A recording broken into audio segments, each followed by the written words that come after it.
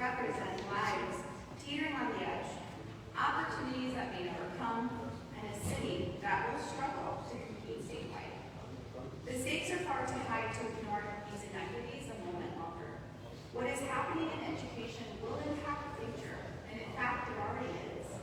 When we zoom out from K-12 education, we see ripple effects across our city. The city had to cut $36.6 million over the 2 years to balance the budget. You know this well, you did the work. Thank you for your hard work.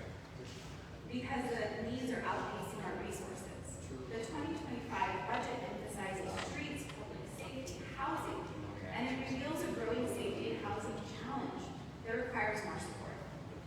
We can talk about what happens with the needs on the San Antonio Police Department, homelessness efforts. Meanwhile, the median household income trails statewide averages of $59,000. And education and workforce readiness gaps have deterred potential companies from calling San Antonio home. Despite 90% high school graduation rate, only 28% of Bear County residents hold a bachelor's degree or higher, and just 48% of our students are college ready. It doesn't take a degree in finance to see that these numbers, they just don't add up. The economic impact of fewer than half of our students reading on grade level and only a third performing math at grade level will cripple our economy. More importantly, we risk sending another generation into the world unprepared to live their dreams. We cannot afford the long-term consequences of our K-12 education crisis. These statistics reflect the reality in our classrooms. 7 out of 10 council districts follow the state average in reading and 8 in math. Even in top-performing areas, nearly a third struggle to read, and almost half are behind in math. This is more than a dry space. It's a crossroads in our future. We can no longer afford to downplay these facts, to shift blame, to turn away from our children. San Antonio's children need bold action from every single one of us. This is not a moment of despair, though. We have bright spots, you all. Irving Dual Language Academy, Idea Judson, Sanello Elementary, Agnes Cotton, they're exceeding against these odds. They prove what is possible with strong leadership, effective teacher development, meaningful caregiver partnerships, and focus on student growth. City Education Partners has begun to work with the community, but we need more than partnership. We need a movement. We need caregivers, teachers, elected officials, business leaders, every San Antonian to step up and contribute time, talent, and resources. The report includes specific calls to action, including some to our elected officials and powerful steps that we can take together. We encourage you to learn from the bright spots and explore how these practices can be scaled across your district and the city at large. We encourage you to start a mentoring revolution. Can you imagine every child in the city having a mentor? We encourage you to recommit to school attendance, helping us to spread the word and break down barriers to consistent attendance in schools, a chronic issue in our city. To my fellow San Antonians, study the data. A city where fewer than half of the children read on grade level cannot thrive. My hope is that we can courageously confront these realities and boldly work together to change the trajectory. We must hold on to hope. If our bright spot schools, who are serving our most vulnerable students, can achieve remarkable results, so can every school in San Antonio. And finally, we ask that you join us in this fight. Partner with us and others in the community. This challenge is too great for our education system to face alone. It's going to require caregivers, business community, city council members to find your rightful place in the work and to dig in with us. I stand here today and I reflect on my own personal journey through the San Antonio public school education system. Well, I almost didn't make it. But the power of education has transformed my life, and I want the same chance for every child in our city. The challenge is clear, and now together, let's be the solution, and let's build the San Antonio that our children deserve. Thank you for your time. Thank you very much. Jillian Duran. Ms. Duran, you can follow by Gladys Hernandez. Good afternoon, Mayor Gumbert, council members, and fellow San Antonians. My name is Jillian Duran. I am a product of the South Side, raised near Michaelis Mall. I was privileged to attend Cartwright High School and then graduated from Georgetown University in Washington, D.C. before returning home in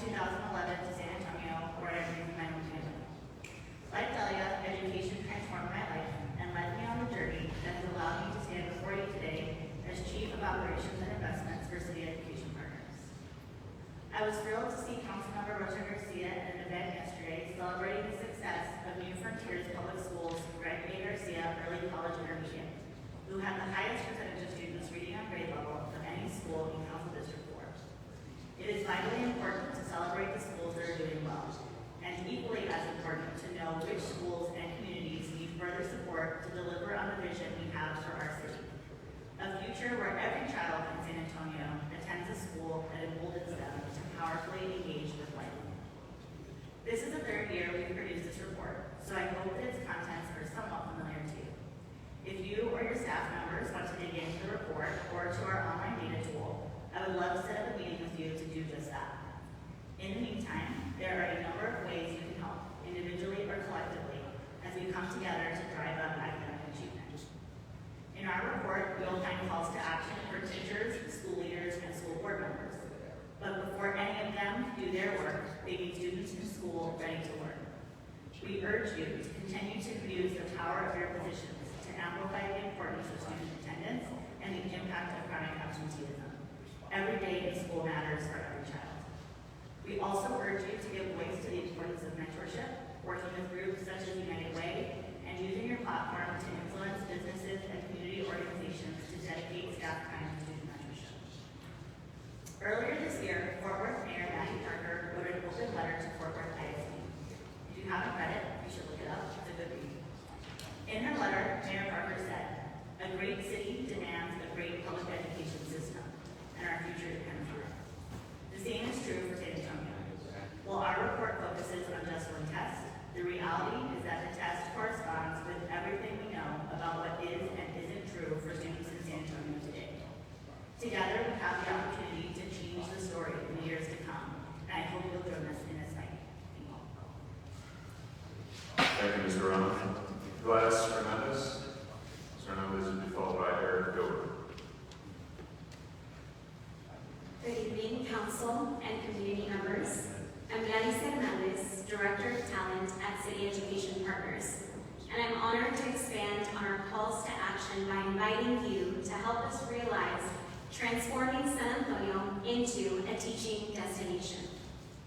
I stand before you as a first-generation Latina, former classroom teacher, forever educator, and advocate. If San Antonio is known for being a military city, it can also be known as a teacher destination. A city that not only values teachers as a stated value, but also in practice through our processes, policies, and local initiatives. As leaders of San Antonio, you have a unique and powerful opportunity to help us realize this together. My call to action to each of you is to leverage your leadership and influence to make San Antonio a teaching destination, being the first city in the country to offer a total compensation package. Can you imagine this for teachers? From competitive pay to affordable housing, just as member Nikki Rodriguez has elevated and advocated, and robust benefits for all of our San Antonio teachers. These aren't just ideas. These are actionable steps to create real change, and a change that our teachers have long been demanding. Just check out our State of Teacher Workforce Report, lifting up teacher priorities through the calls to action. At City Education Partners, we aren't just talking about change. We're making it happen. We've mobilized over 60 partners through the San Antonio Region Talent Pipeline Community of Practice, uniting to strengthen our teacher workforce and elevate the teaching profession. I invite each of you to join these meetings and help drive this critical work forward. We're also leading Teach San Antonio, a bold initiative to inspire and support the next generation of teachers. This platform and outreach effort acts as a hub offering free resources, guidance, and support to ensure every aspiring teacher has a clear path to the classroom. This is how we build a strong, inspired, and prepared network of educators who will shape the future of San Antonio. I urge every person in this room, council members, partners, stakeholders to take action.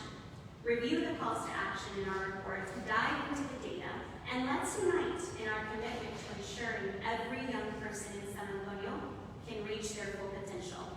Now is the time to act. Together, we can make a lasting impact on the future of our city. Our team stands ready to connect with you as a collective and one-on-one to identify how we can support your efforts. Thank you. Thank you, Ms. Hernandez. Eric Dover. Mr. Dover, you'll be followed by Mike Knuffke. Hello? Is that loud enough? Okay, great.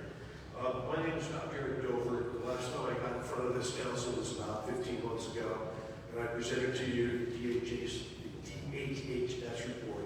It had been kept from the public for a good couple of years by Rachel Levine. And what it presented was another meta-analysis of 31 done so far in fluoride. It showed that there was a decrease in IQ in children of 7 to 10 points. And that explains some of the problems that they're having over here with education. Not saying it's the only thing, but it's one of them. In 2016, the Congress amended the Toxic Substances Control Act and made it such that the public could, if the EPA did not satisfy what they were supposed to be doing, that they could go to the courts. And that's what's happened. And on September 24th, 2024, Judge Edward Chen stated through that ability that there is a problem with fluoride and it needs to be removed from the water. It needs to be looked at further, including toothpaste, including the Southwest United States, where there's an elevated amount of fluoride in the water naturally. Now, I had the opportunity to speak to Councilperson Ford's Chief of Staff, and I spoke to her constituent services person about 6 weeks ago. I've heard nothing back. I've had no feedback. I've been patient. But when I saw Judge Chen's decision, and then through serendipity of the Lord Himself, on October 4th, there's another study that was done in the United Kingdom showing that there was another 7 to 10. Another study showed that there's a 7 to 10 decrease in IQ as a result of fluoride exposure. And the amount of fluoride that you have in your water, the 0.7 milligrams per liter, too high, according to Judge Chen. EPA is criminal. It's backed by corporations that want to push their agenda. And I'm not asking the City Council. I'm demanding the City Council remove this fluoride from the water immediately. It doesn't take 28 days. And the first day was yesterday. You have 28 days to get this crap out of the water. If not, I'll be taking it to court again. Because this is horrendous what you do. You don't listen to the public. You don't ask me any questions. I've been here, this is the 4th time I've been here trying to present the state of you all. And I get nothing but blank stares because that's all you're allowed to do here anyways. But you do have this paperwork here that I will leave over here with this individual. And it has my contact information on it. If you are interested in what I'm presenting here and you want to know more about it, please contact me. If not, I've got a website that's listed here. It's got everything's available. I'm trying to present it to you and present it to you. And you can refer to also as a court decision, a court decision. Thank you very much. Thank you very much. All right. Mike Knuffke. Mr. Knuffke, you'll be followed by Sandra Valdez.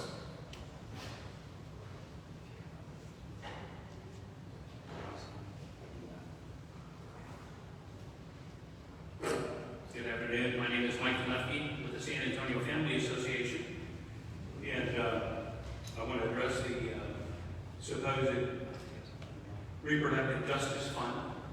To have a reproductive justice fund, you have to be able to reproduce. It is not even labeled correctly. And so oftentimes we hear about world peace, we hear about child trafficking must stop, and all these guns might have to stop, all these things. But murder, transporting a woman to another state to murder her baby, on demand. So the issue is, God was created man, and He said, "Thou shalt not kill." And I have to tell you, this is probably one of the first times I've agreed with the mayor and Jalen. dancing around it. Dancing around this issue. This issue isn't about in utero health. It is not about, sexually transmitted diseases. It's not about that. They called it out right. It is about killing. Let's call it what it is. And even though I disagree with these two, they called it what it is. So why haven't the rest of you done it? It's impossible. You can't blame Congress or some justice in the Supreme Court or the President of the United States that literally your judgment, my judgment, every Christian, every Jew, everyone, it's on their soul. And Joanne, you keep on calling yourself an old man. I'm right there with you, dude. That stuff hits. It's for really fake. And so the question is, why in the world would we participate with our tax dollars and send this out? Now the comment was made that when we were talking about the in utero health, when the comment was made, we need to take care of our population. It struck me like a rock. If we're going to take care of our population, then why are we killing them? We want growth. And so the issue is, how do we take care of, we are here to protect, defend, and promote the family, marriage, and life. And I gotta applaud the staff. What an incredible, courageous thing. I know many of you don't like it. Maybe most of you don't like it. I don't know. But what an incredible thing. We are intelligible beings created in the likeness of God. He didn't say don't kill a rat or a cockroach or an amoeba cell. Thou shalt not kill. Thank you, Mr. Knuffke. Sandra Valdez. Could I use some of Patrick's time here? Mr. Valdez, you're giving Mike your time? Okay, is anyone else giving Mr. Knuffke time?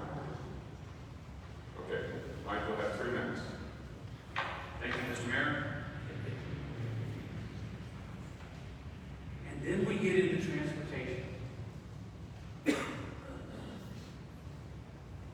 Well, I think everybody here knows on the transportation, the arts, the green line, it goes by so many different names, I apologize. I'm not as well versed as many of you.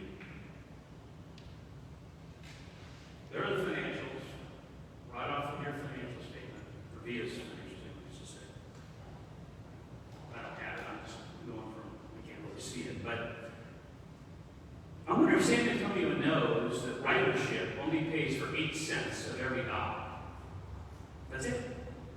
8 cents. Now, I think we as citizens, to make quality of life, should expect to pay for a library that's going to be upside down. Or for something like our pool for kids, or whatever the case might be. But are we aware that it's only 8 cents of every dollar is being paid for by the bus driver? And that we're subsidizing 92 cents of every dollar? That's today. That's not about this new capital expenditure and improvement and operations and everything else. That's just today.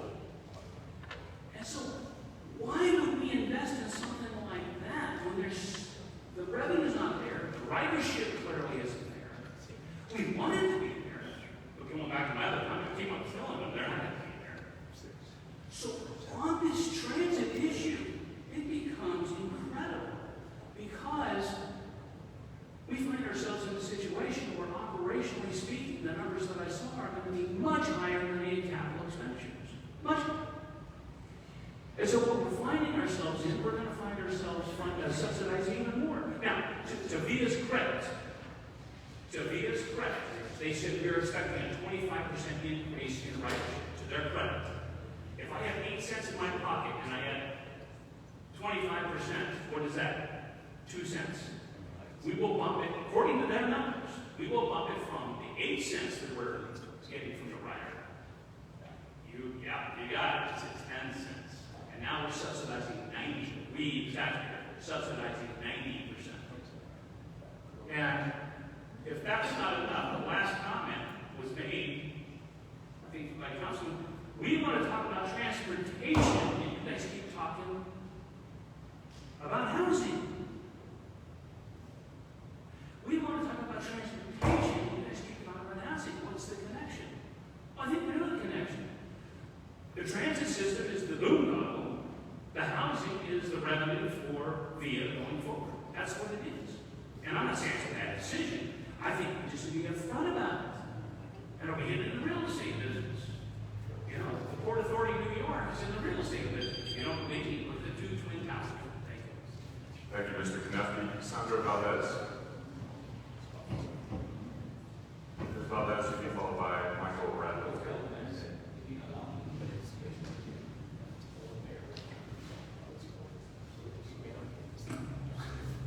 Buenas tardes, mi nombre es Sandra Torres.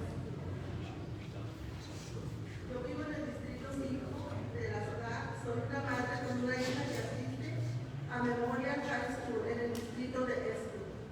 También soy miembro del equipo de abogacía familiar de Futuro en San Antonio. Futuro es una organización sin fines de lucro dedicada a la idea de que todos merecen acceso a una educación pública de alta calidad. Estoy aquí para platicar sobre el nuevo reporte de la ciudad. Good evening, my name is Sandra and I live in District 5 of the city of San Antonio. I am the mother of one daughter who goes to Memorial High School in Antelope. I am also a part of the family advocacy for Futuro San Antonio. Futuro is a nonprofit organization who focuses on equal access to education for public education. And I'm here to talk about the new City Education Partners STAR data report. Como madre de 4 hijos, la educación ha sido tan importante para mí, ya que desde la niñez mi padre siempre estaba conmigo cuando hacía las tareas escolares. Yo vengo de una familia donde la educación es tan importante. Mis abuelos no terminaron su educación, se fueron a trabajar al campo enseñando a mi padre y a mis tíos ese trabajo. As a mother of 4, education has always been important to me. Since I was a child, my father always was with me as I was doing my homework. I come from a family where education is very important. My grandparents did not finish their education and they had to work in the fields and taught my father and my uncles that job to work in the fields. Pero motivándonos para que ellos sí tuvieran la oportunidad de estudiar. Mi padre se graduó con 2 títulos universitarios, mi tía se graduó como doctora. Cuando ella tuvo que sacar su cédula profesional, tenía que ir a la Ciudad de México y mi abuelo tuvo que pedirle a su patrón permiso para faltar al trabajo. Cuando le explicó el por qué, su patrón lo felicitó por ese logro tan importante que había hecho con sus hijos. Nonetheless, my father was able to graduate with 2 university titles. My aunt graduated as a doctor, and whenever she had to get her professional license, she had to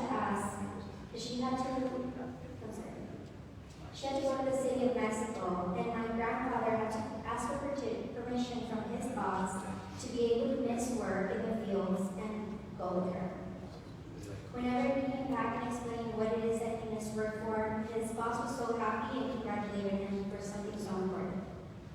Mis padres siempre estuvieron presentes en mi educación y como mis abuelos me inculcaron la importancia de seguir adelante. Por eso me preocupa leer en el reporte que estudiantes de los grados 3 y 8 solo lograron alcanzar los estándares de nivel de grado en el 37%